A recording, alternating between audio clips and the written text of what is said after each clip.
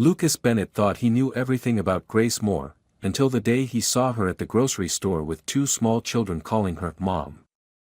They had her eyes, her laugh, and a past she never told him about. In that moment, everything he believed about their quiet, growing connection shattered, and something far more complicated, and far more real, began. Lucas Bennett was used to walking into a room and having the air shift around him. People noticed him, his name, his money, his presence, and responded with either awe or calculation. That was the world he'd grown up in, and the world he had mastered. But nothing about Grace Moore fit that pattern. She didn't look at him with flattery or suspicion. She barely looked at him at all. He first saw her at a creative pitch meeting, sitting at the far end of a long table, her laptop open, her notes neat, her voice calm and clear. She wasn't flashy. She wasn't trying to stand out. But when she spoke, everyone listened, even him. There was a quiet strength in her, the kind that didn't need a stage. Lucas had come to the small marketing agency unannounced, partly out of boredom and partly out of curiosity. His company had invested in one of their digital products, and he wanted to see the operation for himself. He didn't expect to stay more than 20 minutes. He stayed over an hour. Not because of the numbers or the presentation, but because of her. After the meeting, he lingered longer than he usually did, chatting with the creative director and throwing in a few casual questions about the team. Grace's name came up. She wasn't new, but she wasn't one of the loud ones either. A quiet engine, someone said. Solid. Reliable. The next day, he came back, using a vague excuse about wanting to see another round of campaign concepts. She was surprised but didn't ask why. She offered coffee. He declined. But he stayed, sat in on a brainstorm session, and watched her work. There was something in the way she handled pressure, how she navigated disagreements without ego. It fascinated him more than he liked to admit. And slowly, almost cautiously, he found ways to insert himself into her routine, a shared walk to the elevator, a comment on her color choices, a coffee brought to her desk with the excuse of trying a new place. She never flirted. She never tried to impress. And somehow, that was exactly what drew him in. In a world full of people trying to prove something, Grace didn't ask for attention. She simply was. He found himself looking for her even when he came to the agency for other reasons. He started asking her questions, not about work, but about music, books, cities she liked. She was careful at first, answering politely but keeping a gentle distance. He could tell she didn't fully trust his interest. Maybe she thought it was temporary. Maybe she'd seen enough of men like him to know they didn't stay. But he did. Slowly, deliberately, he stayed. He didn't ask her out. He didn't make a move. He just kept showing up, listening more than speaking, offering presence instead of pressure. And over time, she softened. She started smiling at his dry jokes. She asked him questions back. They began meeting outside of work, walks, quiet dinners, conversations that stretched into the evening. He found himself telling her things he rarely shared. About the coldness of boardrooms, the weight of inherited wealth, the loneliness that lived between the lines of success. And she listened, not with pity or fascination, but with quiet understanding. He didn't ask about her family. She never brought it up. And he assumed, wrongly, that there was none. He saw how she lived, independent, composed, private, and imagined that her life was as straightforward as it appeared. No ring. No photos on her desk. No mentions of children. He thought she was like him, someone who had learned to build a life around solitude and protect it fiercely. And so, without knowing it, Lucas fell for a woman whose truth was far more complex than the version she let him see. And that truth was about to change everything. It was a quiet Thursday afternoon when everything shifted. Lucas had just finished a last-minute meeting with a potential investor and decided to stop by a small grocery store near his apartment, a place he rarely visited but had passed 100 times. He needed coffee and a moment of normal. The boardroom had drained him, and something about being in a space where no one knew his name felt oddly comforting. He moved through the aisles slowly, without his usual sense of urgency, appreciating the lack of pretense in the narrow shelves and quiet fluorescent lights. He turned a corner near the checkout line and stopped mid-step. Grace was there. She was facing away from him, her hair pulled up in a loose bun, wearing jeans and a soft-looking sweater, nothing like the polished version of herself he was used to seeing at the office. She looked completely at ease, leaning down to talk to two children, twins, a boy and a girl, who stood close to her side. They couldn't have been older than 4. The boy was holding a box of cereal, and the girl clutched a small stuffed animal. They had reddish curls, fair skin, and something about their eyes made Lucas's stomach twist. "Mama," the girl said, tugging gently on Grace's sleeve, "can we get the purple yogurt too?" Lucas felt his breath catch. It wasn't just the word. It was how easily the girl said it, how naturally she fit into Grace's world. He stood frozen, hidden partly by a display of canned soup, watching a version of Grace he had never seen, gentle, maternal, completely consumed by her children. He had seen her focused and quiet, intelligent and strong, but never like this. Never as someone's mother. His first reaction was confusion. Then something closer to shock. Not because she had children, but because she had never told him. Not once. He thought back to every conversation they'd had, every dinner, every walk, every long and meaningful silence. Had she lied? Had she simply omitted something so enormous? And if she had, what else hadn't she said? He backed away before she saw him. The idea of confronting her there, in the middle of a grocery store, with 2 small children beside her, felt invasive. He left his cart where it was and walked straight out into the cool afternoon air, barely noticing the breeze or the sunlight. His thoughts were loud and tangled. He didn't know what to do with the mixture of disappointment, hurt, and confusion swirling in his chest. Back in his apartment, he sat on the edge of his bed, phone in hand, but didn't call her. He wanted to demand an explanation. He also didn't want to speak to her at all. He felt foolish for how much he had let himself care, for how sure he'd been that he knew who she was. He tried to tell himself it didn't matter. That she had every right to keep parts of her life private. That she owed him nothing. But deep down, he knew the truth, he was already in too deep.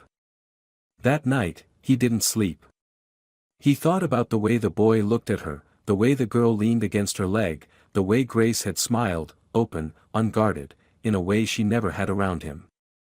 And it hurt, not because of what she had, but because of what she hadn't shared. He had started building something with her, slowly and with care, believing it was mutual, believing she trusted him. And now he wasn't sure whether any of it had been real. By the next morning, Lucas had disappeared from her world. No messages. No emails. No calls. He vanished, not out of cruelty, but because he didn't know how to process the storm of emotions inside him. And Grace, unaware of what he had seen, was left to wonder why the man who had slowly become a part of her everyday life had suddenly chosen to become a stranger again. For the first few days after Lucas vanished, Grace told herself he was just busy. His schedule had always been unpredictable, filled with late meetings and sudden flights to different cities. She didn't want to jump to conclusions, especially since everything between them had been unfolding at its own quiet, careful pace. She didn't panic. She simply waited, trying not to let her thoughts spiral. But as days stretched into a week and then into 10 long, silent mornings, something inside her began to fray. The text messages she sent remained unread. Calls went straight to voicemail. There was no explanation, no warning, just an abrupt and total absence that gnawed at her. She tried to stay composed, especially around the twins. They were used to her being steady. It was a part of the world she had built for them, predictable, calm, and safe. They had no idea what had changed. They didn't ask about Lucas because they had never met him. She had kept that part of her life completely separate, partly out of protection and partly out of fear. Fear that he would run the moment he saw the full truth. And now, it seemed, he had. She didn't know he had seen her in the store. That he had seen the children. That the moment she had been dreading, the secret she had hoped to ease him into when the time was right, had crashed over both of them without warning. She only knew that something had gone wrong. And the silence was starting to feel louder than anything he could have said. At night, when the kids were asleep, she would sit at the kitchen table with a cup of tea she never finished. The house would be quiet, too quiet, and her thoughts would pull her back to every conversation they'd had. She wondered if she had misread him completely. She thought of how he had listened to her like no one else, how he had opened up about things most men in his position would never admit to. She remembered how she had started to imagine introducing him to her children, how she had pictured him standing in the kitchen with them, laughing, maybe even staying. But she hadn't told him. And maybe that had been her mistake. Maybe by trying to protect something fragile, she had lost the chance to share it at all. Lucas, meanwhile, was spinning in his own version of the silence. He stayed away not out of anger, but out of hurt. His mind was caught in a loop, replaying the image of Grace smiling at her children, the shock of realizing she had kept something so monumental from him, and the weight of not knowing why. He had always seen himself as someone hard to surprise, hard to move. But Grace had moved him from the beginning. And that was what made the truth sting so much. Because he had let his guard down, and she hadn't trusted him with her whole truth. But underneath the disappointment, there was something else. Guilt.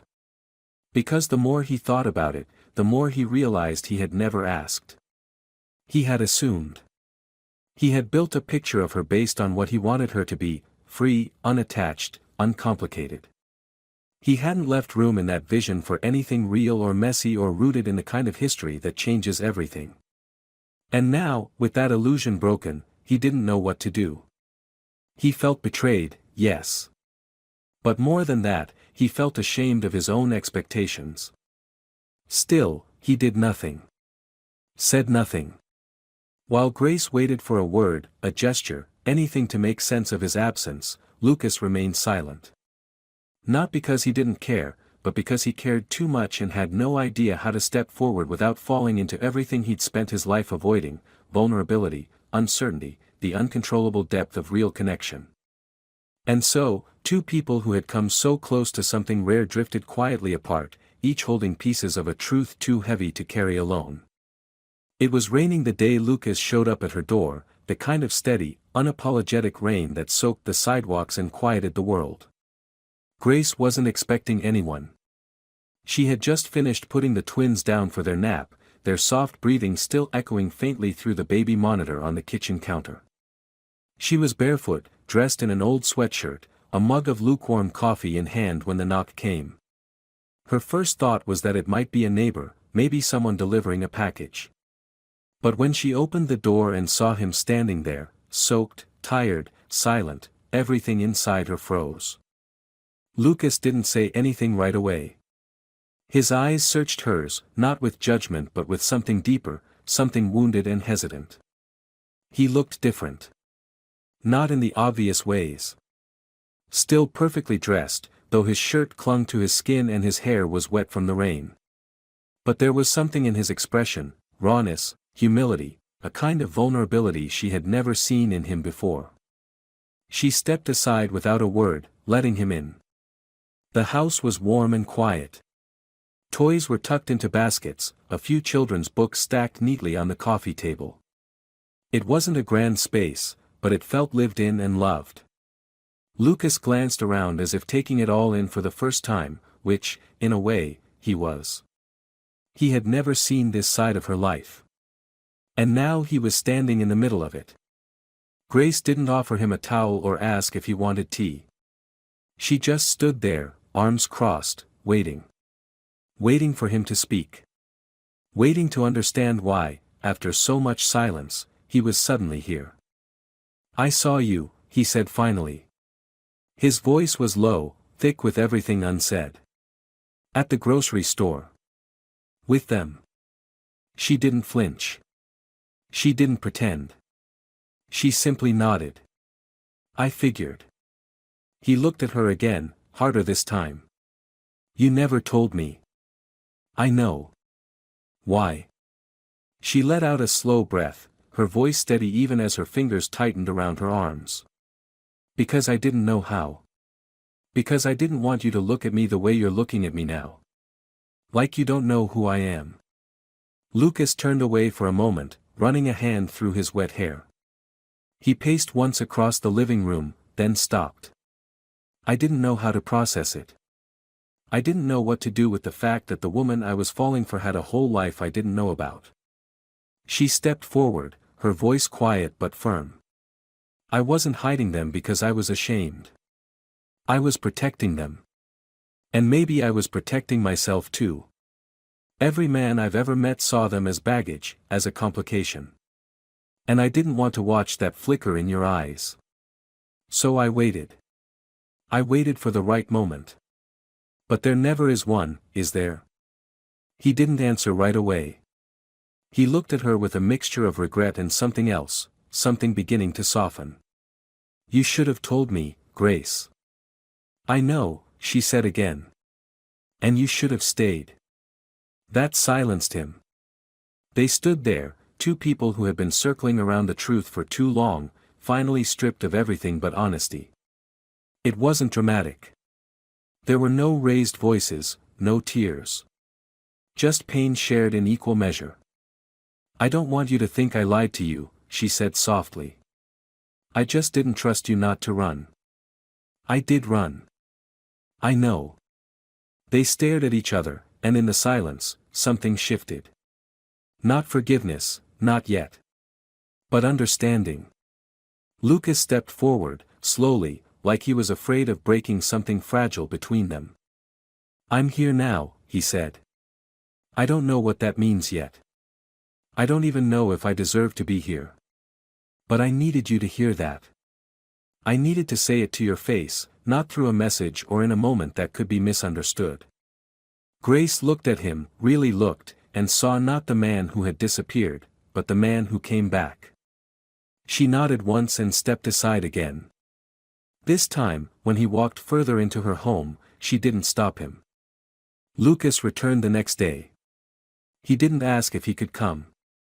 He simply appeared, standing at her doorstep with a cautious expression and a bag of pastries he picked up from the bakery down the street.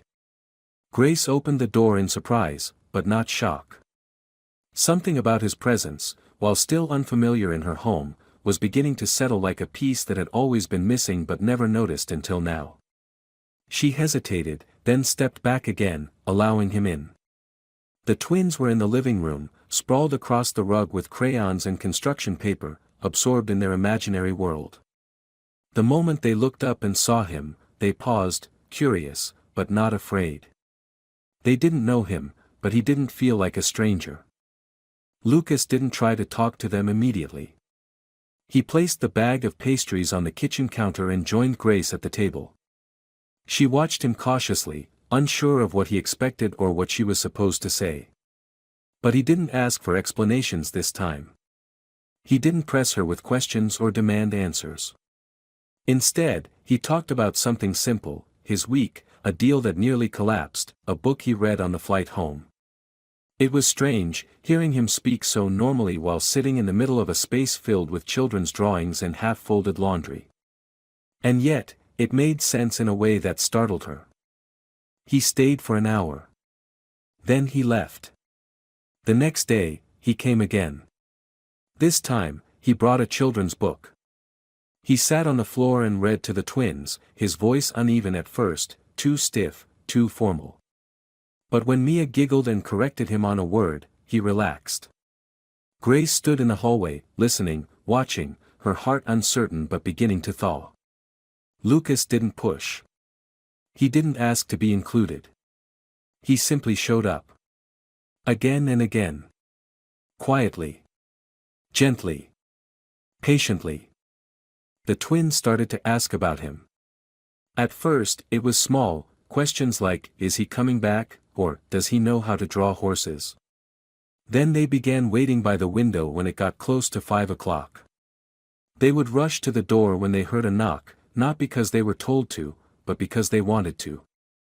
Lucas never came empty-handed, but it wasn't about the gifts. It was about his consistency. He remembered what their favorite juice was. He remembered the name of Mia's stuffed bunny and the way Leo liked his sandwich cut. He learned the rhythm of their world and stepped into it without trying to change the tempo. Grace started to see him differently. Not as the man who had walked away, but as the one who chose to come back, not out of guilt, but because he wanted to. She still had doubts. She still held back.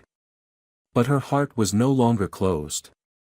One evening, after the kids had gone to sleep and the house was quiet again, she poured him a cup of tea without asking. They sat at the kitchen table in silence for a long time. He didn't reach for her hand. He didn't ask about their future. He simply sat there, present, allowing space for the quiet to exist without pressure. When he stood to leave that night, he looked at her and said, "I'm not expecting you to trust me overnight. I know what I did, and I know what I didn't do. But I'm here now. Not because I have to be. Because I want to be. Even if that means just being on the outside until you're ready to let me in." Grace didn't answer. But she walked him to the door and didn't close it until he was gone from sight. That was the night she started to believe that maybe he meant it. Not in words. But in presence. By the time a month had passed, Lucas had become a quiet fixture in their lives. He never assumed, never overstepped, but his presence became something the twins looked forward to and something Grace couldn't ignore. Every visit was a step, every storytime a thread slowly weaving him into the fabric of their world. The children had grown used to his calm, steady energy, and they treated him as part of their routine. When he wasn't there, they asked when he would be. When he was, they pulled him into their games without hesitation, as though he had always been meant to fill that space beside them. He still called himself Lucas when he spoke to them, never trying to force a role, but something had shifted. They no longer saw him as a visitor. They saw him as someone who stayed. Grace remained careful, but even she couldn't deny what was happening. Her walls, built so carefully over the years, had cracks now. He had earned them. Not through dramatic gestures, but through patience and presence. He never pressured her for more than she could give. He never brought up the future unless she opened the door. He simply showed up, again and again, with steady hands and an open heart. It terrified her. Because she had once believed love like this didn't exist, at least not for her. She was a mother. She was complicated. Her life was full of responsibility, of routines, of messes and tiny socks and bedtime meltdowns. But somehow, Lucas didn't seem overwhelmed by any of it. He didn't try to fix her life. He just stepped into it with quiet respect. One night, Grace found herself standing outside on the porch long after the kids had gone to bed. She didn't hear him approach at first. He had stayed late helping Leo build a cardboard rocket ship, and when she turned around, he was at the doorway, leaning against the frame, watching her with a softness that made her chest ache. She didn't speak. Neither did he. For several minutes, they just stood there, side by side, the quiet between them almost as intimate as a touch. Finally, she glanced at him, and in a voice so low it barely rose above the sound of the night, she said, "I didn't think someone like you would want something like this." He didn't ask what she meant. He knew. The chaos, the unpredictability, the responsibility of raising children that weren't biologically his. The truth she had kept hidden for so long out of fear that once he saw all of her, past, present, and future, he would walk away. But he didn't. "I didn't think I would either," he said honestly. "Until you." She turned her eyes toward the sky, blinking against the tears she didn't want to shed. "They love you, you know. Even if they don't say it yet." "I know," he said. "And I love them back." The words weren't rushed. They weren't performative. They were steady and sure, like everything else he had been since the moment he returned. Grace swallowed hard, her heart thudding painfully in her chest. She had wanted to keep her guard up longer. She had promised herself that she would protect her children from anything uncertain. But Lucas didn't feel uncertain anymore. He felt real. She looked at him, truly looked, and saw not a billionaire, not the man who had once disappeared, but the man who had shown up every single day since. She took a breath and stepped closer, her voice barely audible. "I don't know what this is going to be." "Neither do I," he said. "But I want to find out." She nodded, and without thinking, without planning it or fearing the consequences, she reached for his hand. He didn't flinch. He simply wrapped his fingers around hers, warm and steady, and they stood there beneath the soft porch light, no longer strangers to each other's truths. Inside the house, the night was quiet. The cardboard rocket sat half-finished on the living room floor. The twins slept soundly. And out on the porch, something else had finally settled too. Not a conclusion, but a beginning. The following weeks unfolded with a quiet rhythm that neither Grace nor Lucas dared to interrupt. There were no dramatic declarations, no sudden changes in title or routine, but something between them had undeniably shifted. They had crossed an invisible threshold that made things feel more real, more fragile, and more beautiful all at once. Lucas began spending more time at the house, not just in the evenings, but in the in-between hours, helping with lunch on weekends, folding tiny clothes without being asked, fixing the wobbly chair at the dining table, and learning how to braid Mia's hair with a level of concentration that made the twins giggle uncontrollably. Grace watched these moments quietly, the way he slipped into their life without turning it upside down. It was almost like he had always belonged there.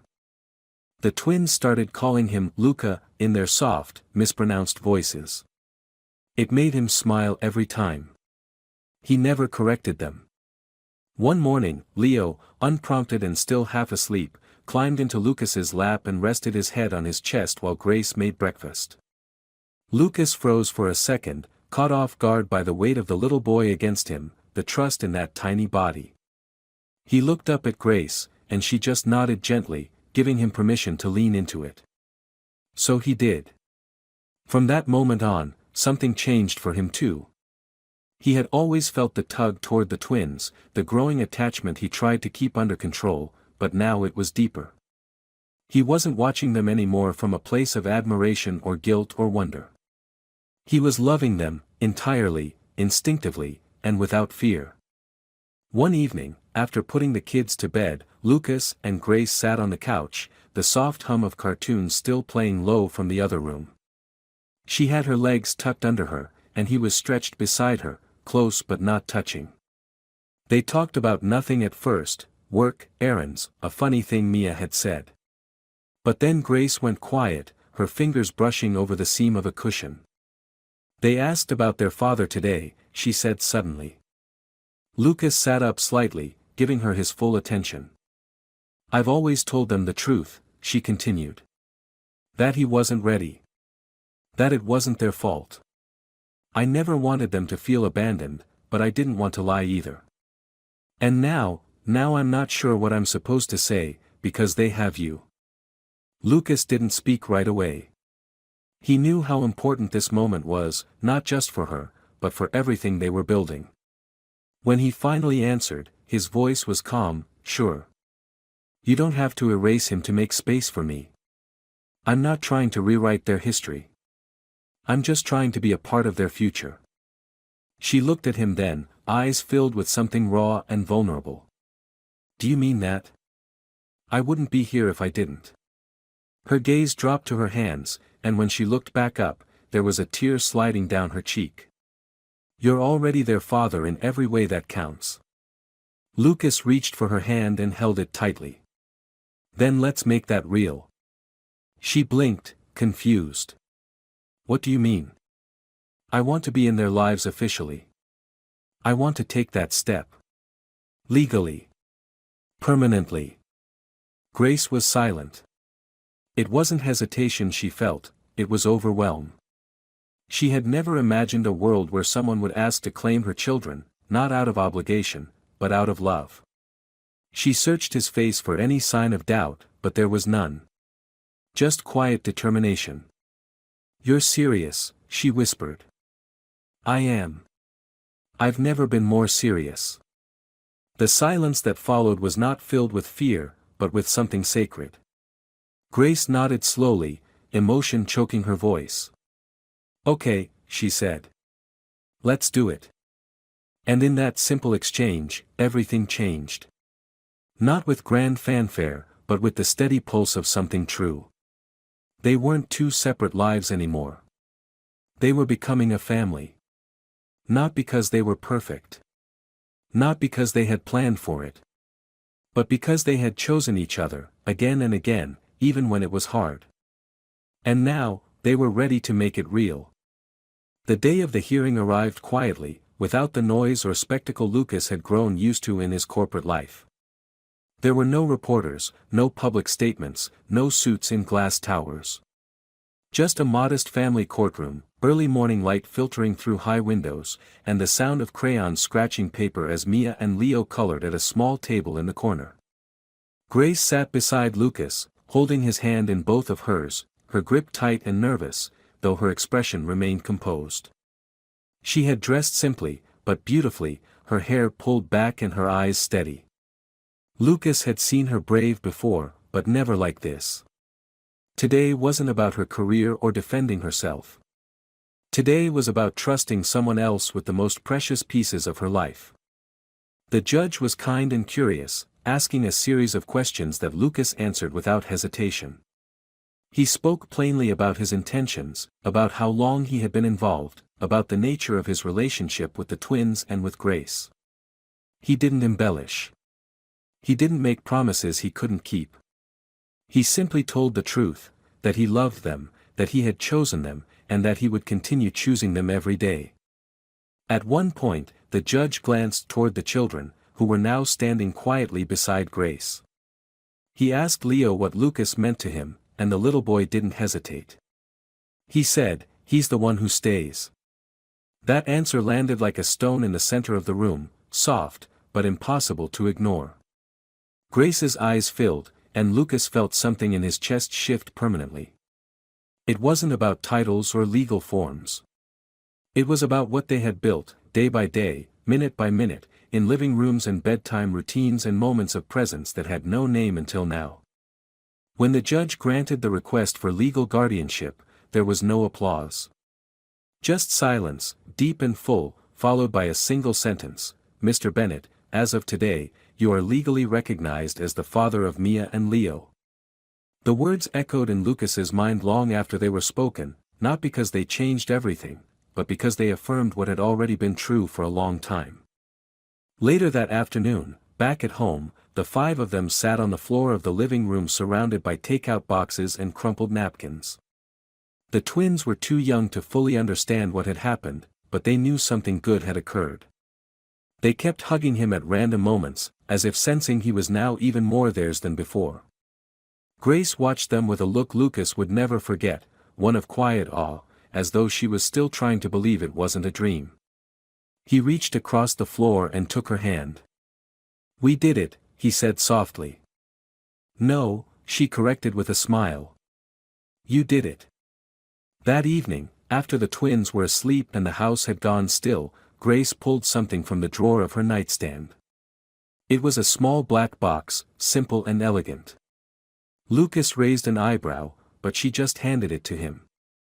Inside was a silver band, engraved on the inside with one word, "Ours." "I was going to wait until next week," she said, "but tonight feels right." Lucas looked up at her, eyes wide. "You want to?" "Yes," she said, her voice shaking slightly. "I want to marry the man who didn't run. I want to marry the man who stayed." There were no elaborate speeches. No stage, no crowd. Just the two of them, wrapped in a moment that belonged only to them. He slipped the ring onto his finger. "I didn't think I would ever have this," he whispered. Grace stepped closer, her forehead resting against his. "Neither did I. But we built it anyway." And they did. Not perfectly. Not quickly. But fully. With each truth faced, each fear overcome, each act of staying when it would have been easier to walk away, they had built a family. Not by accident, but by choice. And in the quiet stillness of that night, with 2 children sleeping down the hall and a future finally beginning, Lucas realized that everything he once believed made him powerful meant nothing compared to what he held now. A home. A family. A love that had endured the hardest parts and still stood strong. The kind of love that doesn't need to be earned with words, but with presence, every single day. What makes the ending of this story resonate so deeply for me is that it's not about perfection, it's about presence. Lucas doesn't sweep in to fix anything. He doesn't try to replace the past or erase the pain. He shows up and stays, day after day, choosing love not as a grand gesture but as a quiet, consistent decision. That's what makes it powerful. He goes from a man who walked away out of fear to someone who rebuilds trust not with promises, but with actions. Grace's arc is just as moving. She doesn't fall into love easily or forgive without caution. She protects her children, guards her heart, and only opens herself to Lucas again when she sees that he truly understands what it means to stay. She lets herself be loved not because she's convinced it's safe, but because she sees that it's real, and that's even braver. This story is about building something lasting out of broken parts. It's about love that doesn't ignore the hard parts but grows through them. And by the time they reach the end, it's not a return to what could have been, it's the beginning of something even better, something earned. That's the kind of ending that lingers.